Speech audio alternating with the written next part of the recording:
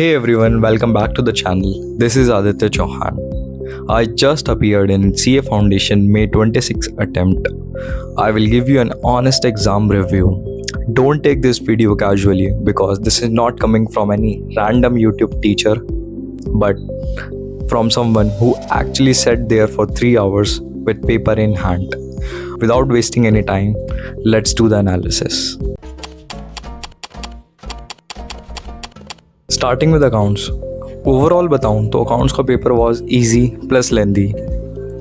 लेंदी का मतलब ये नहीं कि बहुत ज़्यादा लेंदी हो कि आप 3 घंटे में सॉल्व ना कर पाओ, नहीं ऐसा नहीं था। अगर आपने प्रॉपर 3 आवर सिटिंग के साथ मॉक टेस्ट पेपर सॉल्व करे हो एग्ज़ाम से पहले तो ये पेपर आपके लिए बिल्कुल कुछ भी नहीं था, एकदम हलवा था। ट्रू फॉल्स की बात करूँ, ट्रू फॉल्स ना ज़्यादा ईजी थे ना ज़्यादा मुश्किल थे। इस बार ICAI ने ट्रू फॉल्स के थ्रू आपकी कंसेप्चुअल नॉलेज चेक करी है। जिन बच्चों के कंसेप्ट्स काफ़ी स्ट्रॉन्ग थे वो इजीली 12 में से 10 नंबर तो मिनिमम स्कोर कर सकते थे। एक ट्रू फॉल्स में दिक्कत थी जो मैंने स्क्रीन पे मेंशन कर दिया है, बाकी तो बहुत सिंपल ही थे।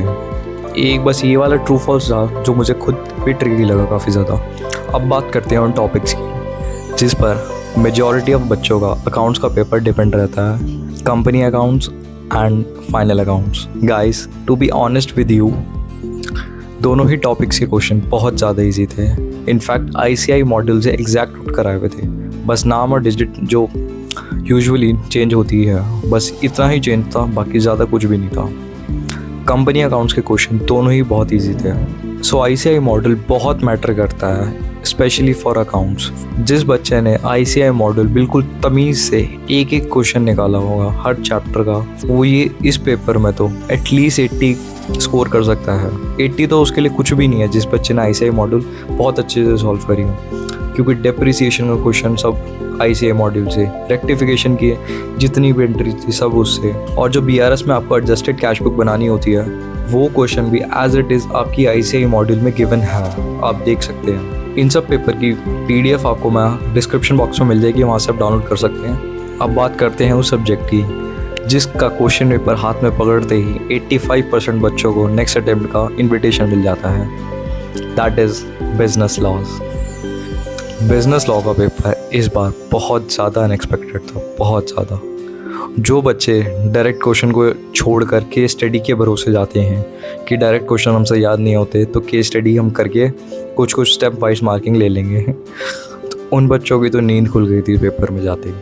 केस स्टडी बिल्कुल ही बियॉन्ड इमेजिनेशन थे, ऐसा लग रहा था AI ने पेपर सेट करा हो। सबसे पहले कॉन्ट्रैक्ट एक्ट की बात करूँ, पूरा 1.5 पेज की केस स्टडी। आप 2 लाइन पढ़ो तो उसमें कुछ कंसेप्ट निकल रहा है, अगली 2 पढ़ो तो कुछ और निकल रहा है। कितना भर दोगे अब 7 नंबर के पेपर में, अनइमेजिनेबल था।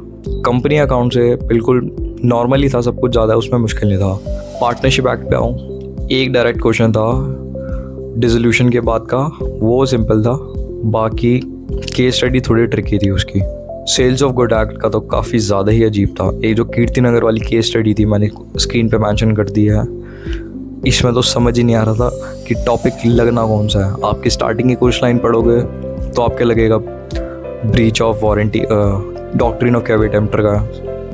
थोड़ी देर बाद थोड़ा सा और आगे पढ़ोगे तो इम्प्लाइड कंडीशन का लगेगा, फिर थोड़ा सा और आगे देखोगे तो राइट ऑफ अनपेड सेलर का लगेगा। धीरे धीरे ऐसे करते हुए लग रहा था कि पूरा आप 100 लिख दो वो भी इसमें कम पड़ जाएगा। ऐसा 7 नंबर में पेपर मुश्किल था, बट ऐसा नहीं था कि आप इसमें पास नहीं हो सकते। जिन बच्चों ने डायरेक्ट क्वेश्चन अच्छे से याद करे हों और प्रैक्टिस करे हों वो इसमें इजीली स्कोर कर सकते हैं, क्योंकि डायरेक्ट क्वेश्चन 60+ मार्क्स के थे और बहुत ईजी थे। केस स्टडी मानता हूँ बहुत ज़्यादा मुश्किल थी, बट डायरेक्ट क्वेश्चन सॉल्वेबल थे टू बी ऑनेस्ट। मैथ्स का पेपर भी ज़्यादा कुछ बिल्कुल ईजी बोलूँगा मैं, ज़्यादा ईजी नहीं बोलूँगा ना ज़्यादा मुश्किल भी नहीं बोलूँगा। स्पेशली फॉर दो स्टूडेंट जिनकी मैथ्स बहुत ज़्यादा वीक है या तो वो नॉन मैथ्स बैकग्राउंड से है, वो इस पेपर में 60 to 65% ईजीली अराउंड स्कोर कर सकते हैं। इतना बिल्कुल भी डिफ़िकल्ट नहीं था। LR काफ़ी ईजी थी 2-3 क्वेश्चंस को छोड़ के, और स्टैट्स भी सिंपल थी और बाकी भी क्वेश्चंस भी। मैथमेटिक्स और फाइनेंस के 1-2 क्वेश्चन मुझे ट्रिकी लगे थे, बाकी तो उसके भी बिल्कुल सिंपल थे, बहुत ईजीली सॉल्व हो रहे थे। और इस बार ICAI ने मैथ्स के पेपर में 2 क्वेश्चन गलत दिए थे जिसमें ऑप्शन मिसिंग थे। क्वेश्चन तो गलत नहीं थे, ऑप्शन नहीं थे। उसके तो शायद ICAI हमें सब बच्चों को 2 मार्क्स ग्रेस मिलेंगे। बाकी मैथ्स का पेपर कम्प्लीटली सॉल्वेबल था। ऐसा नहीं था कि आपके देखते ही होश उड़ जाए, बिल्कुल भी नहीं, बहुत ईजी था। इकोनॉमिक्स जो सबसे ईजी और स्कोरिंग पेपर माना जाता है और बच्चों का एग्रीगेट बनाने वाला। इकोनॉमिक्स का कुछ और भी बोलना तो संकट मोचन पेपर भी आप बोल सकते हैं। इकोनॉमिक्स में न्यूमेरिकल्स बहुत ज़्यादा ईजी थे, बिल्कुल स्ट्रेट फॉरवर्ड थे। एक बार में जिनके कंसेप्ट स्ट्रॉन्ग थे, फॉर्मूले याद थे, फॉर्मूले डालो आंसर मिल रहा था। प्राइस डिटर्मिनेशन ऑफ मार्केट से मेरा वो टॉपिक थोड़ा वीक था, तो उसके ऑप्शंस मुझे कंफ्यूजिंग लगे, तो उसके क्वेश्चन में ज़्यादा अटैम्प्ट नहीं कर पाया था। बाकी पर्सन टू पर्सन डिपेंड करता हूँ उसको कैसे लगे हों। मुझे तो काफ़ी कंफ्यूजिंग लगे थे उसके ऑप्शंस। माइक्रो पार्ट की बात करूँ तो माइक्रो बहुत ईजी थी, बिल्कुल स्ट्रेट फॉरवर्ड थी लगभग। मैक्रो पार्ट के भी 5-10 क्वेश्चन को छोड़ के सब बिल्कुल सिंपल था, कंसेप्चुअल बेस्ड थे। इकोनॉमिक्स का पेपर भी 60 to 70% काफ़ी सॉल्वेबल था, ईजीली सॉल्वेबल था। जिन बच्चों ने अच्छे से प्रिपेयर करा होगा वो तो आराम से 80 क्रॉस कर सकते हैं इस पेपर में।